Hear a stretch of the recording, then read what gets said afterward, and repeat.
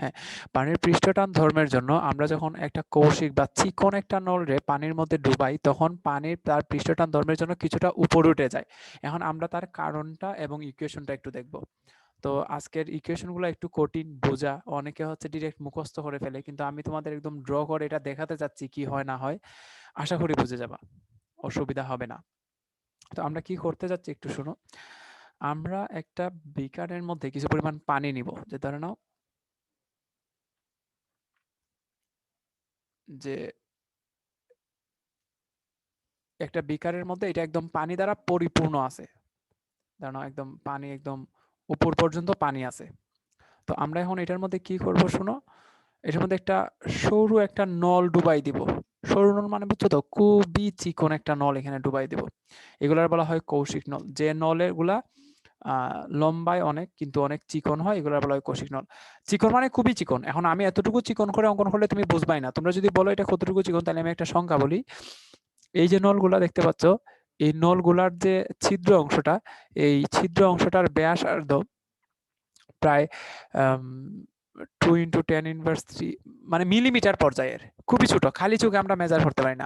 আমার এখনো মনে আছে, আমরা যখন এগুলা ওই ফার্স্ট ইয়ারে থাকতে এক্সপেরিমেন্ট করছিলাম। এক্সপেরিমেন্ট করার সময় মাইক্রোস্কোপ যন্ত্র দ্বারা এগুলার রেডিয়াস মেজার করতে হয়। অনেক ছোট, খুবই ছোট। যেমন ধরে নাও পেনের মধ্যে যে একটা আহ, পেনের মধ্যে যে একটা ছিদ্র থাকে, সবাই কি এটার সাথে পরিচিত? এই পেনের মধ্যে একটা ছিদ্র থাকে না? কলমের মধ্যে যে একটা জি ছিদ্র ভাই, থাকে, ওই জি ক্যাপের মধ্যে। হ্যাঁ, ক্যাপের মধ্যে তার চেয়েও চিকন। ক্যাপের মধ্যে যে তোমরা ছিদ্রটা দেখো, এটা তো তোমরা দেখতে পারো, বা এটা তো বেশ বড় মনে হয়, তারও অনেক চিকন। ধরে নাও পেনের যে ছিদ্রটা থাকে, 10টা ছিদ্র, এটারে 10 ভাগে ভাগ করলে যতটুকু হবে, এক একটা ছিদ্র ততটুকু সরু হয়, একদম চিকন একটা। তো এই নলগুলো বলা হয় কৌশিক নল। তো আমি যদি এখন এটা একটু ড্র করে দেখাই, এটা দেখতে কেমন হবে? আমি একটু মোটা করে ড্র করি, হ্যাঁ, নাহলে তোমাদেরকে বোঝানো যাবে না। ধরো এরকম একটা কৌশিক নল ডুবাইলাম, তাহলে পানিটা কিন্তু তার লেয়ার যতটুকু ততটুকুই থাকার কথা, কিন্তু দেখা যাবে যে না, পানি ততটুকু নাই, পানি অনেকটা উপরে উঠে গেছে। পানি তার পৃষ্ঠটান ধর্মের জন্য অনেকটা উপরে উঠে গেছে, এবং এটা এটা বাঁকা হয়ে থাকবে। এটা বাঁকা হয়ে থাকার কারণটা তো বুঝছো, কারণ পানিটা যেখানে কাঁচরে স্পর্শ করবে, এই পানীয় কাচের আসংজন বল বেশি হওয়ায় পানি অবতল হয়ে থাকে। এটা তো জানো তোমরা সবাই। তো এখন আমরা যদি প্রশ্ন করা হয় যে পানিটা উপরে উঠতেছে কিসের জন্য, এই যে এই জায়গাটা এখন পানি দ্বারা পূর্ণ হয়ে যাবে আর কি, রেড অংশটা দ্বারা আমি পানি বোঝাচ্ছি। এই পানি পানি অনেকটা উপরে উঠে যাবে। এখন শোনো, পানিটা উপরে উঠবে কেন, একটু মনোযোগ দিয়ে শোনো, কেন উপরে উঠবে? পৃষ্ঠটান ধর্মের জন্য। কিন্তু নরমালি কিন্তু পানিটা উপরে ওঠার কথা না, কারণ প্রত্যেকটা বস্তু ওজনের জন্য নিচে টানে, অবশ্যই উপরে না। তাহলে এখানে আমরা বুঝতে পারতেছি যে এও যে উপরে উঠতেছে, তাহলে অবশ্যই অভিকর্ষজ বল বা ওজনের বিরুদ্ধে উপরে উঠতেছে। তাহলে ওজনের জন্য ও উপরে উঠতে চাচ্ছে না, কিন্তু পৃষ্ঠটানের জন্য ও উপরে উঠতে বাধ্য হচ্ছে, ও উপরে উঠতেছে। তাহলে এতটুকু ওঠার পর যেহেতু পানি আর উপরে উঠতেছে না, তার মানে আমি শিওর এখানে আইসা পৃষ্ঠটান এবং ওজন দুইজন সমান।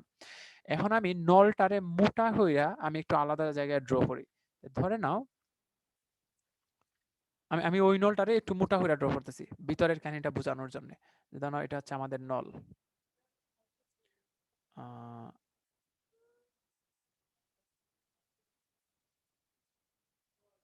এই যে এখানে ধরে নাও পানি আছে।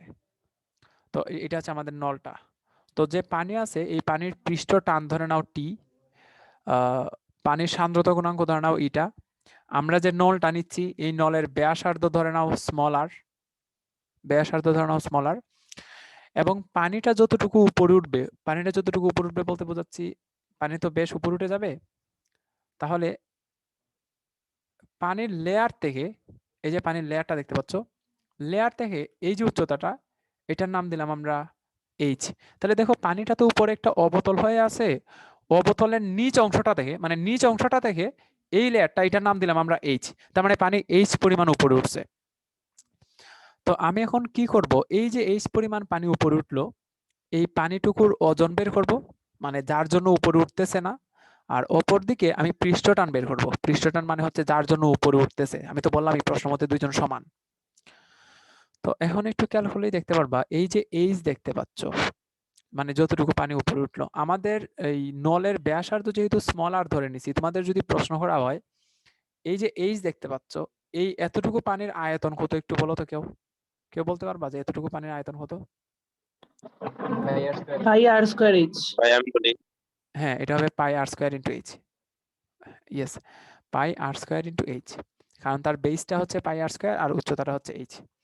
তার মানে এতটুকু অংশ হচ্ছে পাই আর স্কয়ার এইচ। কিন্তু এখানে একটা ঝামেলা আছে। ঝামেলাটা হয়েছে, তোমরা ভালো করে খেয়াল করলে দেখবা যে তার যে মিনিস কাজটা, মানে এই যে কার্ভ করা যে অংশটুকু, তার আমি যে ইউলো কালারটা দিচ্ছি এখানেও কিন্তু কিছু পানি আছে। তো আমাদের অ্যাকুরেট আনসার পাওয়ার জন্য ওই অংশটুকু যে পানি আছে এটার আয়তনও কিন্তু কাউন্ট করতে হবে। এই জায়গাটা না একটু ঝামেলার।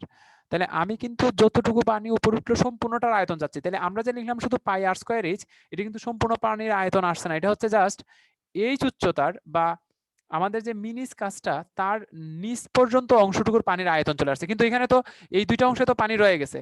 এখন আমি একটা লজিক এখানে কাজে লাগাচ্ছি, সবাই একটু মনোযোগ দিয়ে শোনো। আচ্ছা, ধরে নাও আমরা এটা দিয়ে একটা বৃত্ত যদি কল্পনা করতে পারি, মানে সম্পূর্ণটা যদি একটা বৃত্ত হইতো, তাহলে আমার একটু জানাও তো যে এই বৃত্তের ব্যাসের মান কত হইতো? আমরা যদি এরকম একটা বৃত্ত কল্পনা করতে পারতাম বা গোলক কল্পনা করতে পারতাম, বৃত্ত না, এটা গোলক, 2r তাহলে এটার ব্যাস হইতো কিন্তু 2r।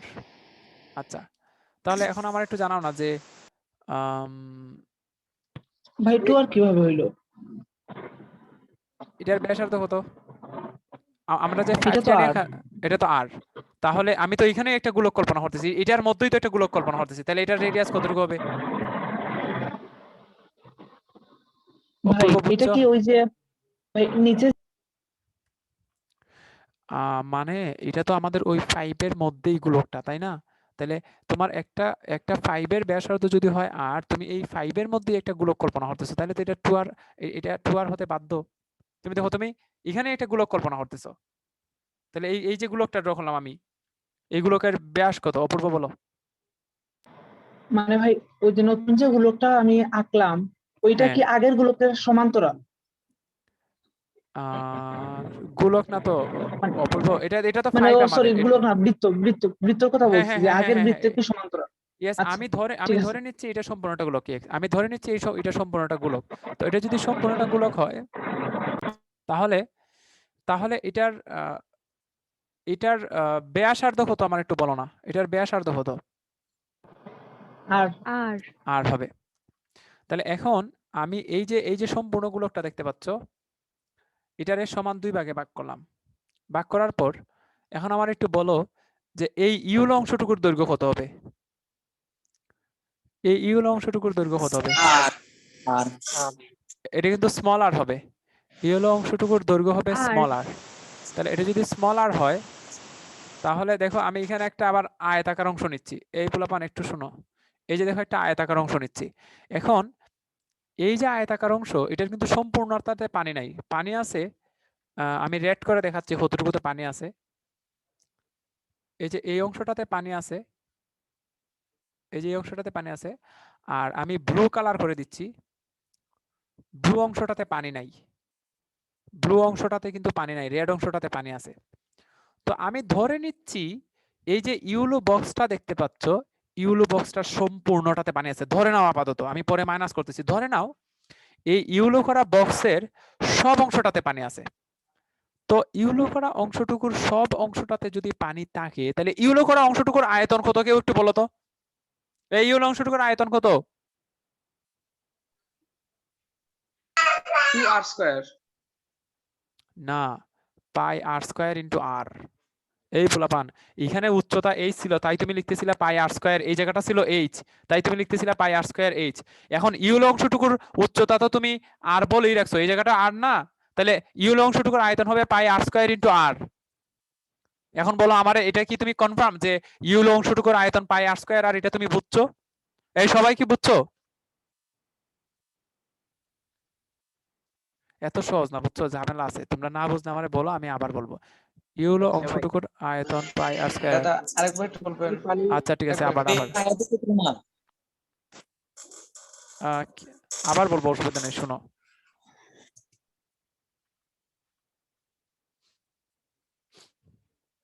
আমি আবার প্রথম থেকে বলি একটু। পানি কি আর পরিমাণে উঠবে নাকি উপরে? হ্যাঁ, আর পরিমাণে উপরে উঠবে। আমি আবার প্রথম থেকে বলি। এই যে দেখো, এই যে আমার রেড অংশটুকু, এই রেড অংশটুকু দ্বারা আমি মিন করতেছি যে পানি এতটুকু উপরে উঠছে। তো পানির লেয়ারটা তো নর্মালি এখান পর্যন্ত থাকার কথা। তো এখান থেকে মিনিস্কাসটার যে নিচের অংশটা, এই জায়গাটারে বলা হয় এইচ। তার মানে এইচ হচ্ছে এই যে এতটুকু, বুঝছো? এই যে এতটুকু হচ্ছে এইচ, এই জায়গাটারে বলা হয় এইচ। তাহলে এই জায়গাটা যদি এইচ হয়, তাহলে এই জায়গাটার আয়তন কত? এই জায়গাটার আয়তন হবে পাই আর স্কয়ার এইচ। কিন্তু আমার ওই যে দুইটা কোণায় যে পানি রয়ে গেছে, এটার আয়তনটা বের করতে হবে। এখন আমি এটার আয়তনটা বের করব। এখন এটার আয়তন বের করার জন্য আমি একটা জিনিসের সাহায্য নিচ্ছি। এটা কি শোনো, যে আমি এখানে একটা গোলক কল্পনা করলাম। তো যদি প্রশ্ন করা হয়, বলো তো এই গোলকের ব্যাসার্ধ কত হবে? এই গোলকের ব্যাসার্ধ কত হবে? আর আর হবে না তানবীর, এরকম হবেই। কি জন্য হবে আমি পরে আবার একটু বলে দেব। এটার ব্যাসার্ধ হবে কিন্তু আর। তাহলে আমি যদি এখানে একটু এইভাবে ড্র করে দিই, এইভাবে যদি ড্র করে দিই, তাহলে বলো তো এই জায়গাটার উচ্চতা কত পাবা? আর এই জায়গাটা কত বলো তো? আর এই হাইটটা কিন্তু আর, কারণ এটা অর্ধগোলক। এই যে এই সম্পূর্ণটা যদি আর 2r হয়, তাহলে এটা হবে আর। অপূর্ব বলো। ভাই এইখানে একটা প্রবলেম ছিল, ওই যে লাল যে অংশটুকু উঠছে, এইটা যে আর পরিমাণে উঠছে, এটা কিভাবে কনফার্ম ভাই? আচ্ছা অপূর্ব, তাহলে এখন তুমি বলো আমারও পছন্দ। যে হ্যাঁ, তুমি আগে বলো যে এই 5টা কেমন? 5টার আকৃতি বড় না ছোট? মানে ব্যাসার্ধগুলো বড় না ছোট?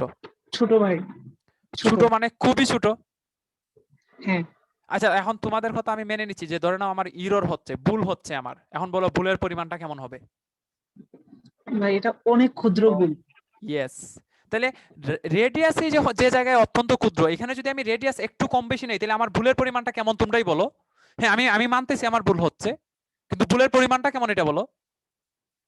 তোমার আচ্ছা, ওকে। আমি কিন্তু এটাই বলতাম শেষ পর্যন্ত, যে আরে এখানে তো কৌশিক নলের ব্যাসার্ধই অত্যন্ত ক্ষুদ্র। এটার মধ্যে আমি একটা গোলক কল্পনা করতেছি, ধরে নিচ্ছি একুরেট হচ্ছে না, আমার ভুল হচ্ছে, কিন্তু ভুলের পরিমাণটা তো অত্যন্ত ক্ষুদ্র, এটা তো আমি কনসিডার করতেই পারি। তাহলে আমি এখানে একটা গোলক কল্পনা করলাম। এখন আমি এই যে একটা ইউলো বক্স নিচ্ছি, আমি ধরে নিচ্ছি ইউলো বক্সের সবটাতে পানি আছে, যদিও সবটাতে পানি নাই, ধরে নিচ্ছি আপাতত সবটাতে পানি আছে। এটাই। তাহলে এখন বলো এই জায়গাটার হাইট কত, আবার একটু বলো তো। ইয়েলো অংশটুকুর হাইট কত বলো? স্মল আর স্মল আর। তাহলে আয়তন কত বলো? পাই আর কিউব। পাই আর স্কয়ার ইন্টু আর। এই শুভ দাস কে রে? ইগো আমার নাম লিখে তো আইছে নাকি? না আসলেই শুভ। পাই ভাই আমি শুভদীপ। আর স্কয়ার। ও শুভদীপ, তোমার কি সংক্ষিপ্ততে শুভ বলা হয় নাকি? হ্যাঁ, সবাই আমাকে শুভ বলেই ডাকে। ওয়াও, সেরা তো। পাই আর স্কয়ার ইন্টু আর। আচ্ছা, ওকে। এই পোলাপান, এই সপ্তাহে তো পানি নাই রে। এখন তো আমার ওই যে ব্লু অংশটুকু বাদ দিয়ে দিতে হইব। এখন শোনো আমার আইডিয়াটা শোনো। আচ্ছা, একটু খেয়াল করে দেখো তো ব্লু অংশটা অর্ধগোলক কিনা। এটা একটা অর্ধগোলক কিনা? হ্যাঁ, অর্ধগোলকের আয়তন বিয়োগ করে দিব।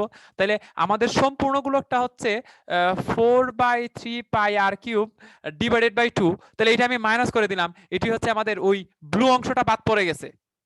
তাহলে এখন এই যে পাই আর স্কয়ার ইন্টু এইচ, এটা তো হচ্ছে আমাদের এই নিচেরটার আয়তন। আর এই পাই আর স্কয়ার ইন্টু আর, এটা হচ্ছে ইউলো সবটার আয়তন। তার থেকে আমি অর্ধগোলকটা মাইনাস করে দিলাম। তাহলে কি যোগ হচ্ছে দেখো, আমি যদি একটু রেড অংশটা দেখাই, এই যে এইটা বের হচ্ছে, আর সাথে ওই যে দুই কর্নারে একটু করে পানি উঠতেছিল, এটা যদি আমি যোগ করে দেই, তাহলে এটা হচ্ছে আমার মোট এত আয়তনের পানি উপরে উঠতেছে। মোট এত আয়তনের পানি উপরে উঠতেছে। বেশি জুড়ে আসতেছে, এটা তো ভালো। তোমার সাউন্ড কমায় না অভিদা। তাহলে আমার একটু জানাও না যে এখন পর্যন্ত যে মোট এত আয়তনের পানি উপরে উঠছে, এটা কি সবাই বুঝছো? ওই পোলাপান একটু জানাও। ভাই পাই আর স্কয়ার হইলো কেমনে ভাই? পাই আর স্কয়ার ইনটু আর। পাই আর স্কয়ার ইনটু আর কেমন হলো? শিমুল, তুমি আমার একটু বলো তো যে এই যে ইউলো অংশটুকুর হাইট কত? আর তাহলে যদি এইচ হইতো, তাহলে তুমি এটার আয়তন কি লিখতে? পাই আর স্কয়ার এইচ। মানে ভাই এটাতে আপনি সিলিন্ডার ধরছেন?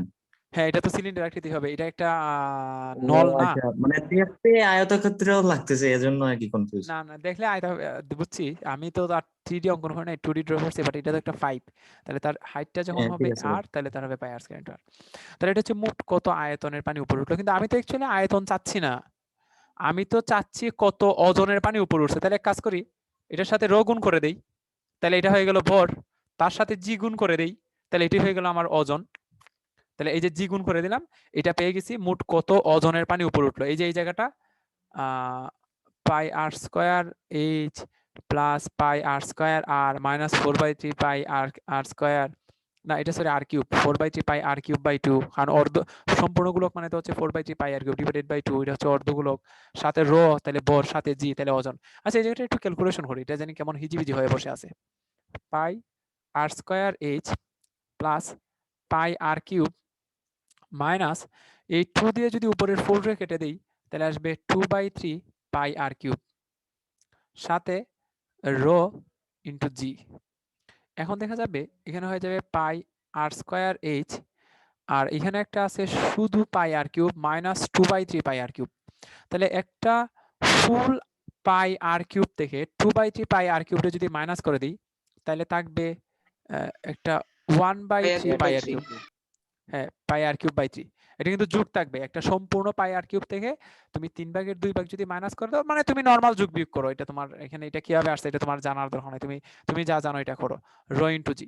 তাহলে আমি বুঝে গেছি যে আমাদের পানিটা ঠিক উপরে উঠতেছে এই পাই r square h plus 1/3 pi r cube rho into জি, ঠিক ততটুকু বলের জন্য, ওজনের জন্য, সরি সরি, এটা হচ্ছে ওজন, ঠিক ততটুকু ওজনের জন্য ও উপরে উঠতে চাচ্ছে না।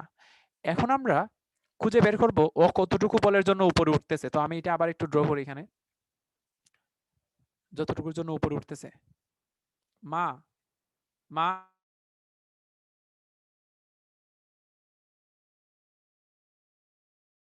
আচ্ছা, যা বলছিলাম, তো ধরে নাও ডট ডট ডট দিলাম এখানে, যদি আবার আবার ওই 5টা ড্র করতেছি,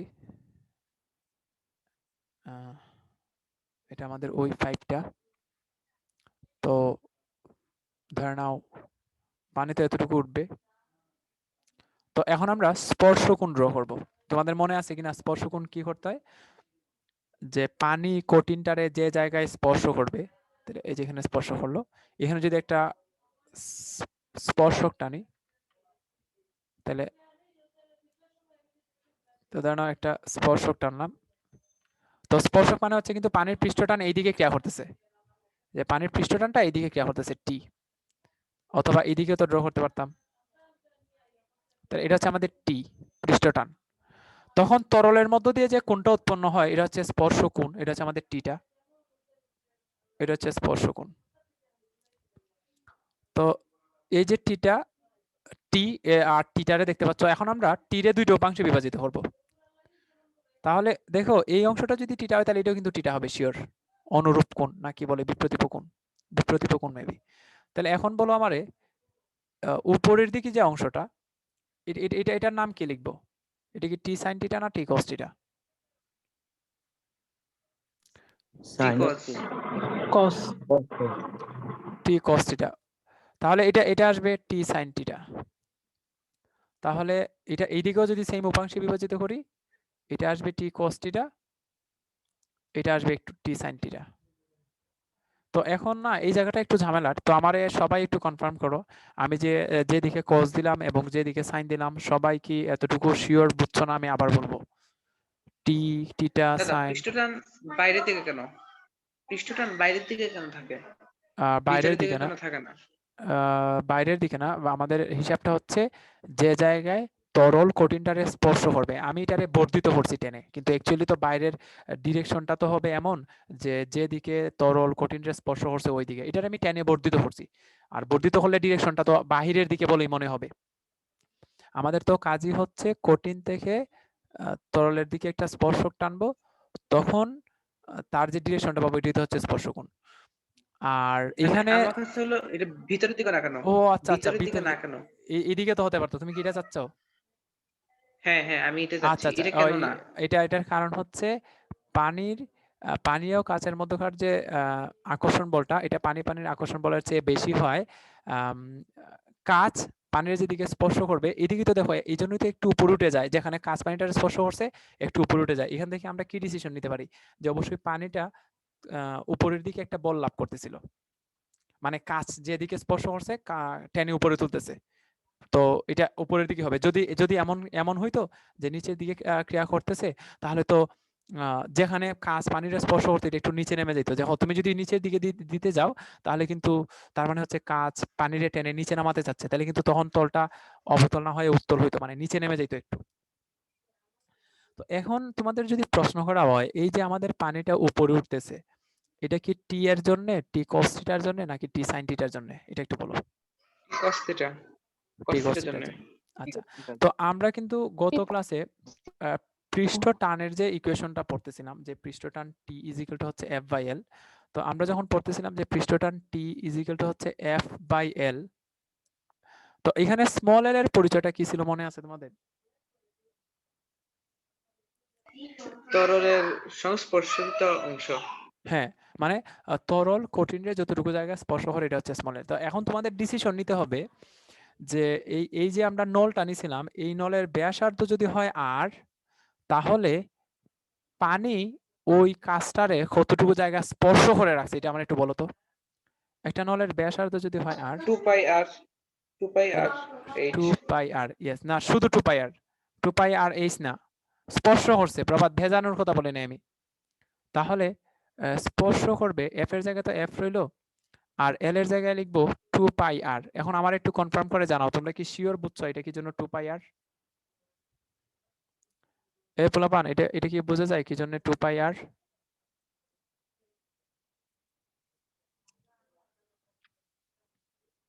তুমি একটু চিন্তা করে দেখো, তুমি তোমার বোতলের কথা চিন্তা করো, বা একটা গ্লাসও পানি নিছো, তাহলে গ্লাসটারে যে ও ভিজাচ্ছে, শুধু এই জায়গাটার দিকে তাকাও তো একটু। একটা গ্লাসের ব্যাসার্ধ যদি হয় আর, তাহলে পানি যে গ্লাসটারে যে যে জায়গায় স্পর্শ করছে একটু খেয়াল করো, ওই যে সাইড বরাবর স্পর্শ করে করে করে করে করে এটা কি একটা বৃত্ত হয়ে গেল না? তাহলে গ্লাসের ব্যাসার্ধ যদি তুমি ধরে নাও স্মল আর, তাহলে তার পানি তার স্পর্শ করে রাখছে টু পাই আর পরিমাণ। ওই বাকিটার কি অবস্থা রে? স্মল এল এর মান কি জন্য টু পাই আর লিখছে, এটা কি বুঝছো?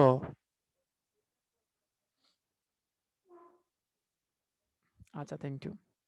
এখন আমি যদি এখানে টি লিখি, তানভীর অসুবিধা নাই, শোনো, তুমি একটা গ্লাসের মধ্যে পানি নিছো, তো তুমি কি একটু একটু চিন্তা করে দেখো তো যে কোন জায়গাটাতে পানি কাজটারে স্পর্শ করতেছে, কোন জায়গায়, এই দিকে একটু তাকাও তো, দেখবে একটা বৃত্ত পেয়ে গেছো তুমি, জাস্ট যে জায়গাটাতে স্পর্শ করতেছে। যে আমি যদি উপরের অংশটা দেখাই, যেটা যদি একটা গ্লাস হয়, তাহলে দেখবা যে পানি স্পর্শ করতেছে, এইভাবে স্পর্শ করতেছে জায়গাটার দিকে তাকাও, তাহলে এটা ফুল একটা বৃত্ত হবে, যে জায়গায় স্পর্শ করতেছে। বৃত্ত মানে হচ্ছে two pi r. Thank you. তাহলে এখন আসো যে আমি টি এর জায়গায় টি লিখবো নাকি টি কস থিটা লিখবো। এখানে আমি টি কস থিটা লিখবো। এখন শোনো কি জন্য। ধরে নাও তুমি টি কস থিটা লিখতে চাচ্ছ না, তুমি টি লিখতে চাচ্ছ। আচ্ছা, ওকে, তাহলে আমি এখানে টি লিখলাম। তুমি যদি টি লিখো, তখন এই বলের পরিচয়টা কি হবে শোনো। তখন এই বলের পরিচয়টা হবে মোট পৃষ্ঠটান। এই টি হবে মোট পৃষ্ঠটান, আর এই এফ হবে মোট বল, মানে মোট কতটুকু বলে টানতেছে। কিন্তু আমরা দেখতেছি যে পানি যে উপরে উঠতেছে, এটা কিন্তু মোট বলের জন্য উঠতেছে না, পানি উপরে উঠতেছে টি কস থিটা যে পৃষ্ঠটান ওই অংশটার জন্য। তাহলে এখন অনেকে যদি প্রশ্ন করো যে তাহলে টি সাইন থিটা কি কাজে ব্যবহৃত হবে, পোলাপান একটু ভালো করে দেখলেই দেখবা এই যে টি সাইন থিটাটা আছে, ঠিক তার অপোজিটে আরেকটা টি সাইন থিটা আছে। তাহলে যেহেতু দুইটা ভেক্টর এবং তাদের ডিরেকশন টোটালি উল্টা, তাহলে একটা ভেক্টর কিন্তু আরেকটা ভেক্টরের টোটাল ভ্যানিশ করে দিবে। কারণ প্রত্যেকটা এই যে টি সাইন থিটার, দেখো টি সাইন থিটার ঠিক অপোজিটে একটা বল আছে কিন্তু। তাহলে এখন যদি বলো যে টি কস থিটার নিচে আছে কি নাই, না, টি কস থিটার নিচে কেউ নাই। টি কস থিটার নিচে যেটা কাজ করতেছে এটা তো অজনই, এটা নিয়ে তো আমরা কাজ করবই। তবে এই টি সাইন থিটা আরেকটা অংশে টি সাইন থিটারে প্রতিহত করে দিচ্ছে। এটা যদি বুঝতে অসুবিধা হয় আরেকটা एग्जांपल বলি। হ্যাঁ, টি কস থিটার ডিরেকশন দেখে, টি সাইন থিটার ডিরেকশন দেখে আমাদের মনে হচ্ছে যে পানিটা কেমন জানি গ্লাস থেকে বের হয়ে যাচ্ছে, কিন্তু এটা তো পারবে না, কারণ এখানে তো গ্লাস আছে, গ্লাসে বেদ করে যাওয়া তো এত সহজ না। তাহলে সহজ কথায় এই টি সাইন থিটাটা কোনো কোনো কাজে ব্যবহৃত হবে না, মানে পানিটারে উপরে তোলার জন্য টি সাইন থিটাটা কখনো ব্যবহৃত হবে না। আর তোমরা তো অবশ্যই এটাও জানো যে একটা ভেক্টর যদি আনুভূমিক বরাবর ক্রিয়াশীল হয় তাহলে উলম্ব বরাবর তার উপাংশ কত? এই প্লাপান এটা যদি হয় পি, তাহলে বলো তো ইউল অংশটার মান কত লিখবো আমরা? এটা যদি পি নামক একটা ভেক্টর হয়, পি cos 90 মানে 0। 0। তার মানে আমি বোঝাতে যাচ্ছি যে আনুভূমিক বরাবর যদি কোনো একটা ভেক্টর ক্রিয়াশীল হয় তাহলে উলম্ব বরাবর তার কোনো উপাংশ থাকবে না। মানে সহজ কথায় টি সাইন থিটার উলম্ব বরাবর কোনো উপাংশ নাই। তাহলে পানি উপরে উঠতেছে কিন্তু টি cos থিটার জন্য। তো তুমি যদি এখানে টি লিখে দাও, তুমি যদি লিখো টি সমান f/2 পাই আর, তাহলে f এর পরিচয় হয়ে যাবে মোট বল। কিন্তু আমি আবার বলতেছি পানি কিন্তু মোট বলের জন্য উপরে উঠতেছে না, পানি একটা অংশের জন্য উপরে উঠতেছে। যে অংশের জন্য উপরে উঠতেছে এখানে যদি আমরা লিখে দিই টি cos থিটা, তাহলে টি cos থিটা হচ্ছে পৃষ্ঠটানের যে অংশের জন্য উপরে উঠতেছে, তখন এই বলের মানটা আসবে পৃষ্ঠটানের মোট যে বলের জন্য এটা উপরে উঠতেছে। পৃষ্ঠটান আর মোট বলের মাঝে পার্থক্যটা কি? পৃষ্ঠটান হচ্ছে একক দৈর্ঘ্যে প্রযুক্ত বল আর এফ হচ্ছে মোট বল। তাহলে আমরা এখন কি করব? পৃষ্ঠটানের যে অংশের জন্য উপরে উঠতেছে টি এর জায়গায় লিখে দিলাম টি cos থিটা, আর এখানে তো এফ হবে। তাহলে এফ সমান কি আসবে দেখো? এফ সমান আসবে 2 pi r into T cos theta. এখন আমারে সবাই একটু জানাও, এখানে আমি শুধু টি না লিখে টি cos থিটা লিখছি, এটার কারণ কি তোমরা আসলেই বুঝছো না আমি একটু রিপিট করব? টি এর জায়গায় যে টি cos থিটা লিখলাম এটা কি সবাই বুঝছো না আমি আবার একটু রিপিট করব? Thank you. তাহলে দেখো আমরা কিন্তু পেয়ে গেছি, একদিকে পেয়ে গেছি যে মোট কতটুকু বলের জন্য ও উপরে উঠতে চাচ্ছে, আর অপর দিকে বের করে রাখছি মোট কতটুকু বলের জন্য ও উপরে উঠতে চাচ্ছে না। এই যে ওজনের জন্য কিন্তু ও উপরে উঠতে চাচ্ছে না, এটা হচ্ছে তার ওজন। এখন আমি শিওর লিখে দিতে পারবো না ফাহিম? দুইটা দুইটা আবার কেমন কথা? দুইটা হবে কেন? এই টি cos থিটা তো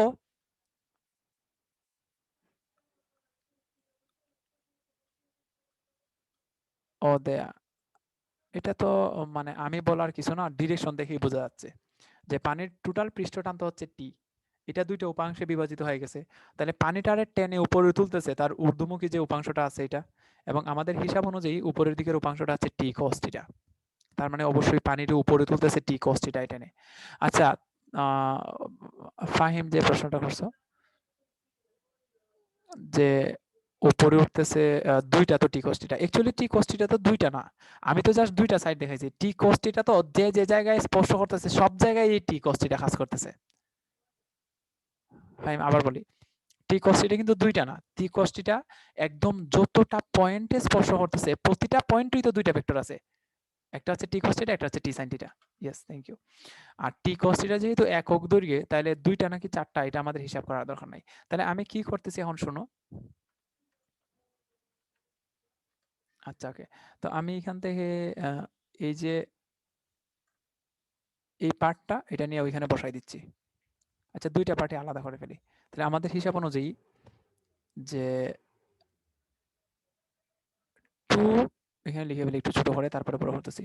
2 pi r into T cos theta equal to pi r square h plus 1/3 pi r cube into rho into g. মানে আমি ওই দুইটা পার্ট লিখছি, একদিকে লিখছি পৃষ্ঠটান আর অপর দিকে লিখছি ওজন। এখন আমার একটু জানাও না তোমরা যে এটার কারণটা কি, এটা কি বুঝতেছো যে আমি কি জন্য পৃষ্ঠটান সমান ওজন লিখছি? তোমরা কি শিওর এটা বুঝছো?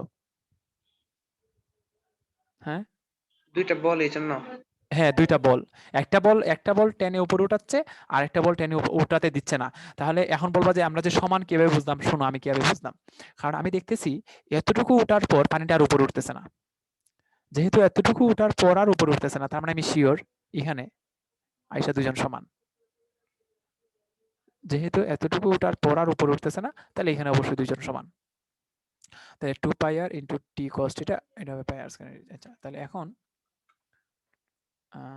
আমরা যদি এখানে লিখে দিলাম যে ধরে নাও আমার উদ্দেশ্য হচ্ছে তাদের মধ্যে একটা রিলেশন তৈরি করা। তাহলে আমি এইদিকে, আচ্ছা এইদিকে আপাতত 2 পাই, এটা সবটা থাক, 2 pi r into T cos theta. এদিকে যদি পাই আর স্কয়ার কমন নিয়ে নেই তাহলে হয়ে যাবে এইচ প্লাস এখানে থাকবে একটা r/3 রো ইনটু জি। এখন এই যে পাই আর এটা যদি ক্যান্সেল হয়ে যায় তাহলে এখানে থাকবে শুধু টি।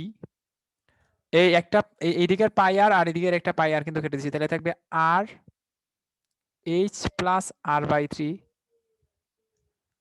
র into g divided by 2 cos theta r into h plus r by 3 rho g divided by 2 cos theta. তাহলে দেখো আমরা টি এর একটা ইকুয়েশন পেয়ে গেছি, T equal to r into h plus r by 3 rho g divided by 2 cos theta. আমি আসলে এটাই চাচ্ছিলাম যে টি ইকুয়াল টু, আমি আবার একটু লিখি এই ইকুয়েশনটাই, r into h plus r by 3 rho g divided by 2 cos theta. এখন তোমরা আমার একটু বলো যে তোমরা এতক্ষণ শুনে কি মনে হয়েছে, আর এর মানটা বড় না ছোট, এটা একটু বলো তো। এই আমার একটু বলো, আর এর ছোট। মানটা কি বড় না ছোট? অনেক ছোট। অনেক ছোট কিন্তু। তো আর নিজেই যদি অনেক ছোট হয় তাহলে এখন আমাদের এখানে কেমন যেন একটা আর বাই 3 নামে একটা টার্ম আছে, এটার মান কেমন হবে বলো তো? ছোট হবে। এটা অনেক ছোট হয়ে যাবে। তাহলে চাইলে না তুমি এই জায়গাটারে, হ্যাঁ টেন্স টু 0 হয়ে যাবে, তুমি চাইলে এই জায়গাটারে অ্যাভয়েড করতে পারো। মানে আমি কিন্তু বলি নাই তুমি সবসময় অ্যাভয়েড করো, বলতেছি যে দিলে তো ভালো, দিলে তো তুমি অ্যাকুরেট আনসার পাবা। তবে যেহেতু এটা যোগ আকারে আছে এবং এটা প্রায় 0-র কাছাকাছি, দেখবা অনেক অঙ্কে না এটা দেয় না, এটা রেখে দিয়ে দেয়, এটা দেয় না, এটার 0 ধরে, তখন দেখো কি থাকবে, একটা এইচ থাকবে, একটা আর থাকবে, একটা rho g divided by 2 cos theta. তাহলে দেখো আমরা একটা ইকুয়েশন পেয়ে গেছি, T equal to h r rho g divided by 2 cos theta. এখানে কোনটা দ্বারা কি বোঝায় বলি, টি হচ্ছে পৃষ্ঠটান, এইচ মানে হচ্ছে পানি কতটুকু উপরে উঠবে, আর মানে হচ্ছে যে নলটা নিছি তার ব্যাসার্ধ, রো মানে হচ্ছে পানির ঘনত্ব, আর টিটা মানে হচ্ছে স্পর্শকোণ, টিটা হচ্ছে স্পর্শকোণ। এখন আমারে সবাই একটু জানাও, আরেকটু কথা বলে নিই, দাঁড়াও। তো যখন আমি একটা লিকুইডের কথা তোমাদেরকে বলে দিব, যে বললাম আমি এখানে পানি আছে, পোলাপান টাইম শেষ, আবার জয়েন দিও। তাহলে দেখো কয়েকটা জিনিস কিন্তু কনস্ট্যান্ট হয়ে গেছে, যেমন পানি বলার সাথে সাথে তার টিটা, আমরা জানি পানি আর কাচের স্পর্শকোণ প্রায় 8 ডিগ্রির মতো। এটা কিন্তু যাই হোক, যতই হোক কনস্ট্যান্ট হয়ে গেছে কিন্তু, কারণ যখন তুমি লিকুইডের কথা নির্দিষ্ট করে বলে দিচ্ছ তার মানে কত হয়তো জানো না, তবে নির্দিষ্ট হয়ে গেছে। তো তাহলে টিটা কনস্ট্যান্ট হয়ে গেছে, র কনস্ট্যান্ট হয়ে গেছে, তো আবার পৃষ্ঠটান টিও কনস্ট্যান্ট হয়ে গেছে। তাহলে দেখো একটা লিকুইড এই কথাটা বলে দেওয়ার সাথে সাথে এই তিনজন কনস্ট্যান্ট হয়ে যায়, টিটা, র এবং টি। এই পোলাপান এই কথাটা কি বুঝছো সবাই? একটা লিকুইডের কথা উল্লেখ করে দিলে যে তিনটা কনস্ট্যান্ট হয়, এই কথাটা কি বোঝা যায়? আচ্ছা, থ্যাংক ইউ। তো এখন আমার একটু জানাতে হবে যে তাহলে তখন এইচ এর সাথে আর এর সম্পর্কটা কেমন, যে আমি যখন একটা লিকুইডের কথা উল্লেখ করে দিব তখন এইচ এর সাথে আর এর সম্পর্কটা কেমন, স্মল এইচ এর সাথে স্মল আর এর সম্পর্কটা কেমন? ব্যস্তানুপাতিক। ব্যস্তানুপাতিক কিন্তু, থ্যাংক ইউ, ব্যস্তানুপাতিক কিন্তু। তার মানে যে নলের ব্যাসার্ধ যত কম হবে